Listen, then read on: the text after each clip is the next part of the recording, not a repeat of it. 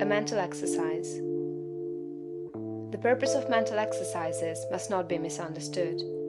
There is no virtue in charms or formulated strings of words. There is no shortcut to development by repeating prayers or incantations. A mental exercise is an exercise not in repeating words, but in the thinking of certain thoughts. The phrases that we repeatedly hear become convictions, as Goethe says, and the thoughts that we repeatedly think become habitual and make us what we are. The purpose in taking a mental exercise is that you may think certain thoughts repeatedly until you form a habit of thinking them.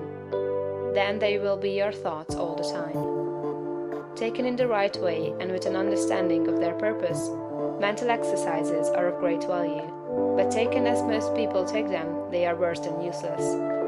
The thoughts embodied in the following exercise are the ones you want to think. You should take the exercise once or twice daily, but you should think the thoughts continuously. That is, do not think them twice a day for a stated time, and then forget them until it is time to take the exercise again. The exercise is to impress you with the material for continuous thought. Take a time when you can have from 20 minutes to half an hour secure from interruption, and proceed first to make yourself physically comfortable. Lie at ease in a Morris chair, or on a couch, or in bed.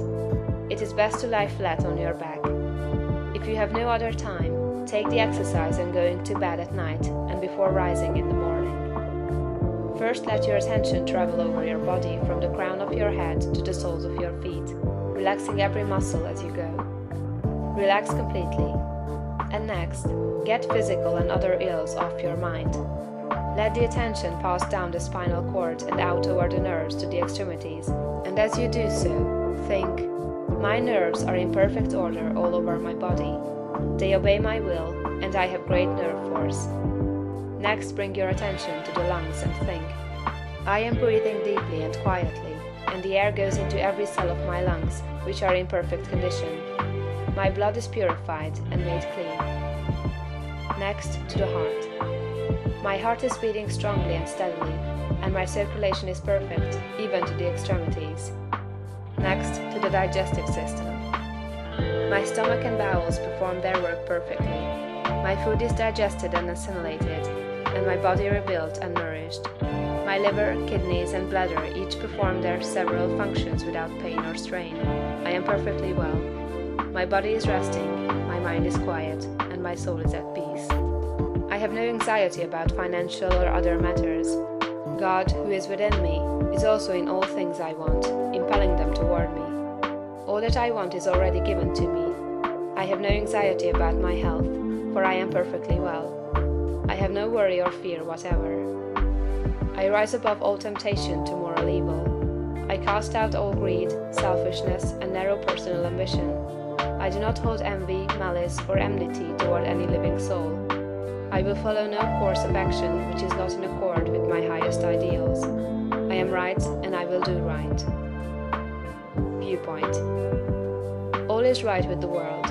It is perfect and advancing to completion. I will contemplate the facts of social, political, and industrial life only from this high viewpoint. Behold, it is all very good. I will see all human beings, all my acquaintances, friends, neighbors, and the members of my own household in the same way. They are all good. Nothing is wrong with the universe. Nothing can be wrong but my own personal attitude, and henceforth I keep that right. My whole trust is in God. Consecration. I will obey my soul, and be true to that within me that is highest. I will search within for the pure idea of right in all things, and when I find it, I will express it in my outward life. I will abandon everything I have outgrown for the best I can think. I will have the highest thoughts concerning all my relationships, and my manner and action shall express these thoughts. I surrender my body to be ruled by my mind. I yield my mind to the dominion of my soul, and I give my soul to the guidance of God. Identification. There is but one substance and source, and of that I am made, and with it I am one. It is my Father. I proceeded forth and came from it. My Father and I are one, and my Father is greater than I, and I do His will. I surrender myself to conscious unity with pure spirit. There is but one, and that one is everywhere. I am one with the eternal consciousness. Idealization. Form a mental picture of yourself as you want to be, and at the greatest height your imagination can picture.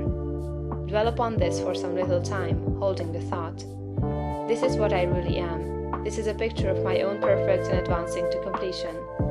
I will contemplate the facts of social, political, and industrial life only from this high viewpoint. Behold, it is all very good. I will see all human beings, all my acquaintances, friends, neighbors, and the members of my own household in the same way. They are all good. Nothing is wrong with the universe. Nothing can be wrong but my own personal attitude, and henceforth I keep that right. My whole trust is in God. Realization. I appropriate to myself the power to become what I want to be, and to do what I want to do. I exercise creative energy. All the power there is mine. I will arise and go forth with power and perfect confidence. I will do mighty works in the strength of the Lord, my God. I will trust and not fear, for God is with me. End of chapter 21.